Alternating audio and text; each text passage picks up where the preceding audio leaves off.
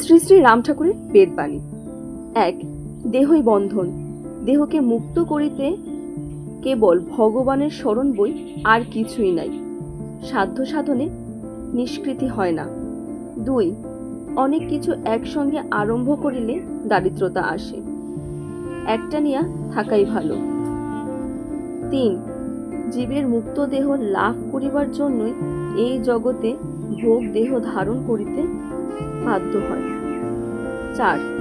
আপনি যে কয়দিন এই জগতে দেহে থাকিবেন, ততদিনই আপনাকে প্রাক্তনের জ্বালা ভোগ করিতে হইবে।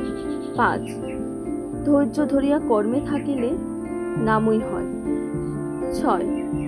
জন্ম মৃত্যুর জন্য দুঃখ না করিয়া নাম করিতে করিতে দেহ রক্ষা হইলে আর জন্ম মরণের অধীন হয় না, মুক্ত পথ লাভ করে। ৭. পরের বুদ্ধিতে চলিলে মলিন হয়, আপন বুদ্ধি সমাদরের যোগ্য। ৮. দেনা পাওনা রাখিয়া এই মায়া দেহকেও মুক্ত করিতে পারে না। ৯. নাম কখনোই ভুল হয় না, নাম অভ্রান্ত, নাম আভরণ, নাম শাশ্বত অজ, তার কোনো জয় নাই, মৃত্যুও নাই। ১০.